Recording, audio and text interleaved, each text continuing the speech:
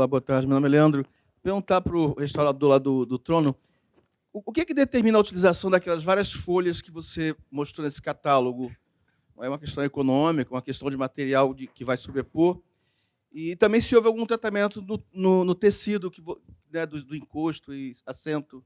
Me pareceu, não sei, se teve algum tratamento. Sim. Então, sobre a coloração das folhas, existe uma identificação do período, histórico com o uso das folhas, né, assim, geralmente a 24, que é aquela mais amarelada, aquela primeira do ouro mais, puro, ele está ligado a obras mais antigas e essa diminuição a obras mais recentes. E a coloração, ela tem um fator estético também, né, assim, isso pode influenciar a obra que, você queira fazer. Esse catálogo, ele também é um catálogo de um uso atual, né, assim, então ele não é só para as obras históricas, né, isso também respeita esse tipo de necessidade atual. Existe também uma técnica de decoração que se chama meca, onde, ao invés do uso da folha de ouro, eram utilizadas as folhas de prata, né? Material um pouco mais, vamos dizer, um pouco não tão caro, né? Mais fácil de você utilizar. E elas são revestidas com uma velatura para você obter as várias cores. Então, esse verniz que era aplicado, ele dava esse tipo de tonalidade. E poderia também ter esse efeito decorativo, né? As imagens também tiveram esse tipo de decoração também. Já o tecido é a segunda parte, que ele está sendo restaurado também, né? Entendeu? Mas aí eu não botei na apresentação ainda. Boa tarde. Eu queria primeiro parabenizar a todos, né, muito aprendizado. E eu queria fazer uma pergunta para a Cláudia. Cláudia, você montou esse grupo, né, que você falou que eram museólogos, e para fazer uma ação emergencial, né, de salvamento de uma peça que estava muito degradada.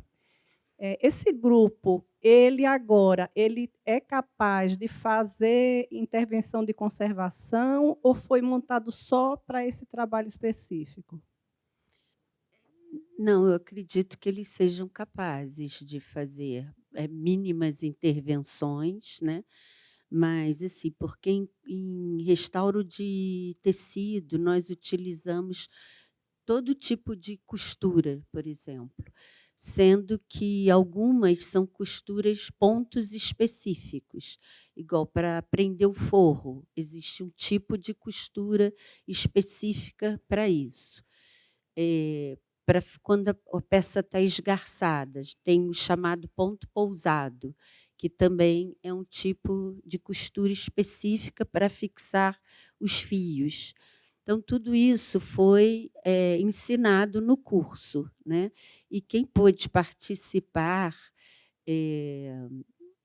do grupo voluntário, né, da equipe que se voluntariou, eles, fizeram muitas coisas, nós fizemos muitas coisas, né, inclusive na parte de metal, né, na passamanaria, do bordado, da limpeza, da aplicação de vernizes, a colocação dos forros. Então, assim, outros trabalhos que envolvam essas mesmas, práticas, né, a higienização que foi feita desde o início, o tratamento dos fungos. Então, tudo isso eles são capazes de desenvolver, né. Até porque nós tínhamos conservadores, museólogos, pessoal tinha uma pessoa de moda que era estilista, ele não costurava, aprendeu a costurar. E a costura, por exemplo, com fio de seda, é uma costura mais delicada, porque o fio de seda, apesar dele ser muito resistente e ficar uma costura totalmente invisível, é difícil de manusear, até que você pegue a prática, né, de como manusear o fio de seda. O Marcos, por exemplo, costurou super bem com fio de seda. Outras pessoas já tinham mais dificuldades, mas isso também vai da habilidade manual e a prática que a pessoa tem, né? E o trabalho de tecido, ele é de todo o restauro, até de papel, o mais laborioso, porque é justamente isso. Você tem que dar atenção certa na costura, né? Você não pode puxar demais o fio. Então, é só com a prática mesmo. Mas eu acredito que sim, que as pessoas tenham capacidade de desenvolver algum trabalho. Boa tarde, parabéns a todos que falaram agora. Com certeza foi muito enriquecedor. Dom Mauro, eu vou fazer uma perguntinha rápida para os três. Primeiro, para o Cláudio, fiquei curiosa de entender exatamente qual foi o critério da escolha da utilização da resina para recompor, né, os ornamentos que se perderam e entender se ela oferece um grau de resistência maior do que a madeira, por exemplo. E como foi a fixação dessa resina nessa estrutura dessa cadeira que é de madeira. Para a Cláudia, eu fiquei curiosa de entender como se deu o acondicionamento desse estandarte após a finalização. Ele vai ser guardado agora na vertical, pendurado, ou ele vai ser mantido na horizontal? E se essa camada, quer dizer, vai ser na vertical, porque você disse que tem o vidro que vai chegar e vai fazer um fechamento, né? Esse linho que foi colocado por trás, ele vai ser suficiente para garantir essa ventilação desse tecido? E outra pergunta direcionada para o Davi é entender exatamente como as instituições podem ter acesso a essa tecnologia, né? De que forma o FRJ pode oferecer esse apoio às instituições. Obrigada. Bom, vou começar. Então, sobre a resina, já é um material muito utilizado. Sim. Você é o objetivo, então. É um material já muito utilizado e já bem testado. Então, a resina epóxi ela oferece uma boa resistência, uma durabilidade e, principalmente, ela não se altera com facilidade, né? Então, tem sido utilizada para recomposição. Esqueci o resto da pergunta. Ele é uma massa que ela tem um poder adesivo também. Então, assim, a própria, vamos dizer, colocação, né, criando um suporte para que ela se encaixe, ela já tem também esse poder adesivo. É um bicomponente. Respondi? Então, a fixação, ele é costurado no linho. Lembra que eu falei muito sobre a questão da gravidade? Ele antes ficava pendurado e ele criou um vinco no meio, principalmente o estandarte do Joaquim Nabuco, que ele é mais grosso, ele tem mais bordado, ele é mais pesado e tem a tela no meio. Então, ela criou um vinco, que nós não conseguimos remover esse vinco, justamente porque ele era pendurado pelo centro, né? Ele não tinha distribuição de peso. Então, ele é todo costurado no linho, justamente porque isso vai ajudar a conservação dele, porque ele não vai ter a gravidade agindo sobre né, fazendo o peso, e o linho faz com que ele respire.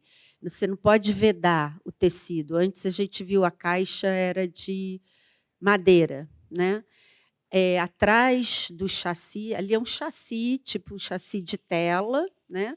Que o linho é estirado e atrás ele leva um outro linho, o mesmo linho, para acabamento. Às vezes eu vou em molduraria, tal, eu vejo lá uma camisa de futebol emoldurada entre 2 vidros, sabe? Ou então uma pintura de seda emoldurada entre 2 vidros. Aquilo chega até a doer, assim, porque você sabe que não vai durar muito, não respira. Ou mesmo com um etafon por trás também, não respira. Tá? Então, a montagem para tecido tem que ser com tecido de fibra natural, também não pode ser tecido sintético. Sim, eu lembrei. Então, basicamente, a gente trabalha com projetos de pesquisa ou prestação de serviço. Projeto de pesquisa, né, o que a gente chama, às vezes, de termos de cooperação. Por exemplo, você quer caracterizar todo o acervo de um museu, de uma igreja. A gente trabalha com um projeto de pesquisa onde a gente vai aplicar nossas técnicas. Um exemplo de prestação de serviço, né? Um determinado restaurador vai fazer a restauração de todo um acervo de uma igreja também. Né?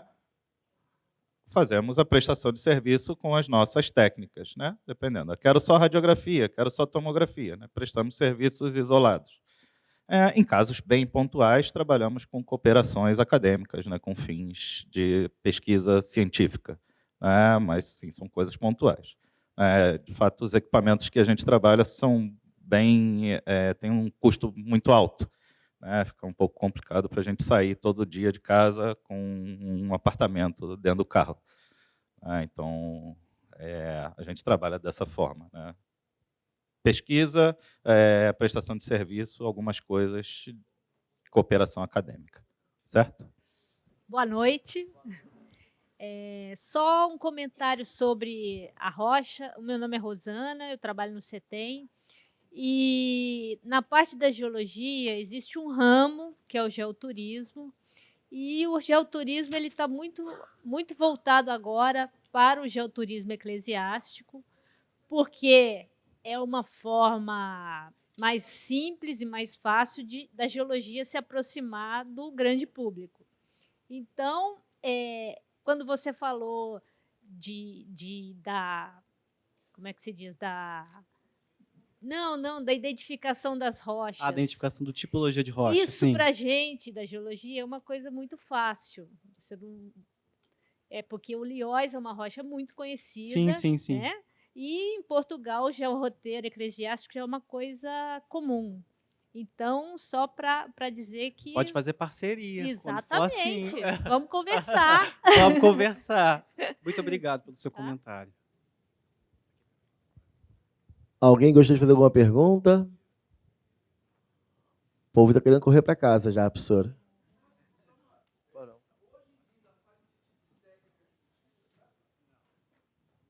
Não, como eu havia comentado com os senhores. Se a gente verifica a questão de datação, a datação dos lavabos, a gente vai ver que a tipologia de técnicas já vai se mudando. Então, para o século XIX, a gente já tem lavabos sendo fabricados no Rio de Janeiro e que não são mais fabricados com embutido policromo. Entendeu? No século XIX para o XX, perdão. Então, não temos notícias que ninguém fabrique. Não sei se em Portugal existe algum artífice, alguma oficina especializada.